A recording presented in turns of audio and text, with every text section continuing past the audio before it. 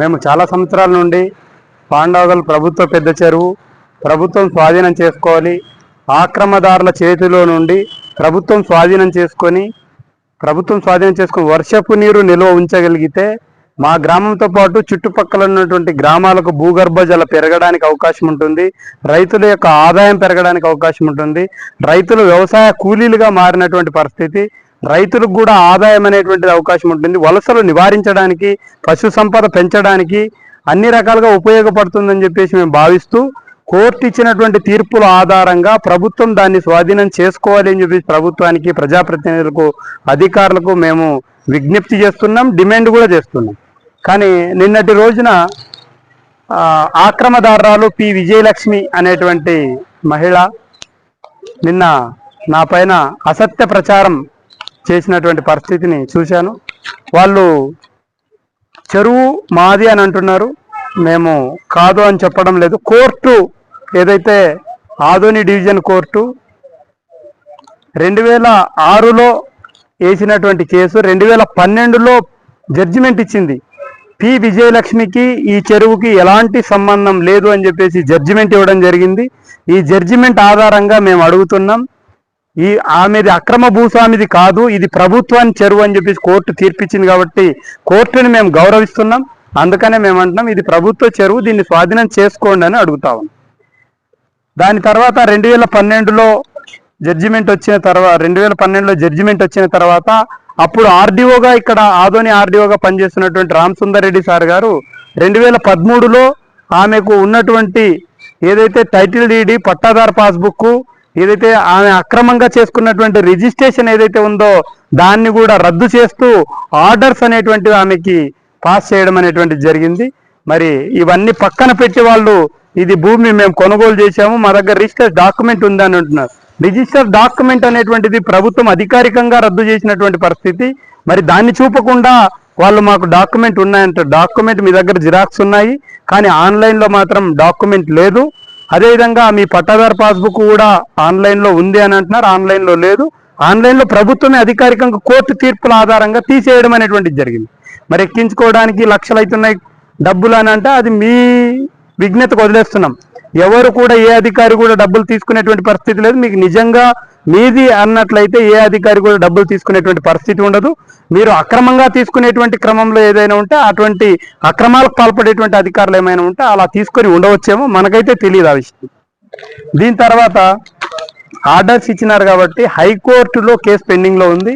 ఏదైతే ఇక్కడ ఇచ్చినటువంటి తీర్పు ఆధారంగా వాళ్ళకు ఉన్నటువంటి పట్టాదారు passbook, title DD, registration document అనేటువంటివి రద్దు చేయడం జరిగింది కాబట్టి ఆ పాస్బుక్లన్నీ డిలీట్ అయిపోయినాయి. ఆమె అన్నీ కూడా పూర్తిగా ఏమీ లేవు, అన్నీ రద్దు అయిపోయినాయి. కాబట్టి మళ్ళీ జిల్లా కోర్టుకు వెళ్ళారు. జిల్లా కోర్టుకు వెళ్తే జిల్లా కోర్టు కూడా 2018లో ఆమెది కాదు, కింది కోర్టు ఇచ్చిన తీర్పుని గౌరవిస్తూనే మళ్ళా జిల్లా కోర్టు కూడా తీర్పిచ్చింది. ఏమని? ఇది ప్రభుత్వ చెరువు, ఈమెకి ఎలాంటి సంబంధం లేదు. ఏదైతే 135-1 135-2లో సంబంధించినటువంటి ఆస్తి ఏదైతే భూమి ఉందో 24 ఎకరాల 85 సెంట్లు పూర్తిగా ప్రభుత్వానిది. ఈ రైతువారి పట్టాల ద్వారా ఆమె చేసుకున్నది, అక్రమంగా రిజిస్ట్రేషన్ చేసుకున్నది. రైతువారి పట్టాలు తీసుకున్నటువంటి వారు కూడా ఇవ్వాల్సినటువంటి అధికారి ఇవ్వకుండా అక్రమంగా తీసుకున్నారని చెప్పేసి కోర్టు ఉత్తర్వుల్లో ఇచ్చింది. అందుకని వాటిని అన్నిటిని రద్దు చేసినటువంటి పరిస్థితి. వాటన్నిటి ఆధారాలు మా దగ్గర ఉన్నాయి. ఆ ఆధారాలు ఉంటే బహిరంగ చర్చలకు రమ్మని చెప్పేసి పి విజయలక్ష్మి గారికి సబ్ కలెక్టర్ కార్యాలయం ముందు కూడా నేను విజ్ఞప్తి చేస్తా ఉన్నాను. ఏదైనా ఉంటే మా దగ్గర ఆధారాలు ఉన్నాయి, ప్రభుత్వం ఇచ్చినటువంటి ఆధారాలు. మీకు గనక నిజంగా మీ భూమి అన్నట్లయితే కోర్టు 2026లో వేసినటువంటి కేసు 12లో మీది కాదు అని జడ్జిమెంట్ ఇవ్వడం జరిగింది. 2012లో మీరు వేసినటువంటి కేసు ఏదైతే ఉందో దాన్ని కూడా 2019లో ఇది ప్రభుత్వ చెరువు, మీది కాదని చెప్పేసి జిల్లా కోర్టు తీర్పిచ్చింది.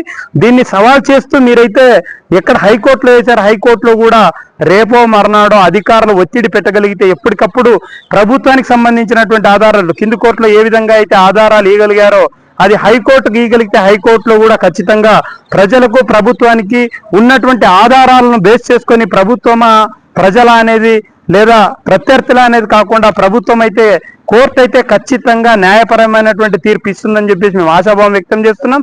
ఎందుకంటే కింది కోర్టులు తీర్పు ఇచ్చాయి కనుక హైకోర్టు కూడా అదే రకమైనటువంటి తీర్పు ఇస్తుందని చెప్పి మేము నమ్ముతున్నాం. అసత్య ప్రచారాలు వాళ్ళు చేస్తున్నారు. ఇంకో విషయంలో ఏంటంటే, మా భూమి 27 ఎకరాలు మా అవ్వ కొనుగోలు చేసింది, వెంకట్రెడ్డి అనేటువంటి వారితో కొనుగోలు చేసింది, అది కొండ పారంపోగని చెప్పేసి ఆమె అసత్య ప్రచారం చేస్తుంది. ఎందుకంటే 1983లో మా అవ్వ కొనుగోలు చేసింది. నేను పుట్టింది 1991 డిసెంబర్ 2న పుట్టాను. కాబట్టి నేను పుట్టక ముందే కొనుగోలు చేశారు. నేను అక్రమంగా ఆక్రమించుకున్నానని చెప్పేసి వాళ్ళు ఇది చెప్పడం అనేటువంటిది వాళ్ళ విజ్ఞతకే వదిలేస్తున్నాం. ఏ రకంగా వాళ్ళు చెప్తున్నారో తెలియదు. మరి వాళ్ళు చెప్పాలనుకుంటే నేను కేసు నెంబర్తో సహా డేట్తో సహా చెప్పగలుగుతున్నాను. మీకు కనుక నిజంగా ఉంటే మా సర్వే నెంబర్లో, మీకు సర్వే నెంబర్ తెలిసి ఉంటే సర్వే నెంబర్ చెప్పండి. ఆ సర్వే నెంబర్లో మేము ఎంతమంది అన్నదమ్మలం, ఇప్పుడు ఎంతమందికి ఉంది, ఎవరెవరికి మేము అమ్మాము, ఎవరెవరి ఆధీనంలో ఉంది అన్నటువంటిది మీ దగ్గర ఆధారాలు ఉంటే, నా దగ్గర మీ భూమికి సంబంధించి మీదే అంటున్నారు కదా, ఇది ప్రభుత్వందే అనేటువంటి ఆధారాలు నాతో ఉన్నాయి. మాది కాదు అనేటువంటి ఆధారాలు ఒక్క ఆధారం తీసుకొస్తే అది మా వాళ్ళతో నేను మాట్లాడతాను. అది మాది కాదు, ప్రభుత్వానికి వదిలేయడానికి నేను సంసిద్ధంగా ఉన్నాను. మీకు కనుక చిత్తశుద్ధి ఉంటే, మీకు ప్రేరేపించి ప్రెస్ మీట్ ఎవరైతే పెట్టించారో, ఎవరైతే ఉసుగొలిపి మీకైతే ఇట్లా మాట్లాడించగలిగారో వాళ్ళకు కూడా ఈ సవాల్ వాళ్ళకు కూడా విసురుతున్నాను. మీకు చేతనైతే మీరు వాళ్ళు కలిసి కూడా తీసుకురండి, ఆధారాలు ఉంటే చూపించండి. ఆధారాలు లేకుండా నిరాధారమైనటువంటి మాటలు మాట్లాడితే ఎవరు ఒప్పుకునేటువంటి పరిస్థితి లేదు.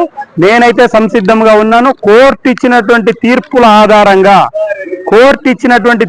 ఆధారంగా నేను ప్రజలకు సంబంధించినది, ఇది ప్రభుత్వానికి సంబంధించింది, అందుకనే ప్రభుత్వం స్వాధీనం చేసుకోవాలి, ప్రజలకు ఉపయోగకరంగా ఉంటుంది అని చెప్పేసి ప్రజల కోసం నేను పనిచేయడానికి సంసిద్ధంగా ఉన్నాను. మరి అది వాళ్ళు దీన్ని కులం రంగు పూసేటువంటి పరిస్థితి ఎవరైనా ఉన్నా ఇది తప్పు. కులం రంగు పూయవలసిన అవసరం లేదు. చెరువు కాగలిగితే ప్రజలందరికీ ఉపయోగం. ఇది ప్రజలది, ప్రభుత్వం ప్రజలది, వ్యవస్థ కూడా ప్రజల కోసం పనిచేస్తుంది తప్ప కులాల కోసం పనిచేయదు.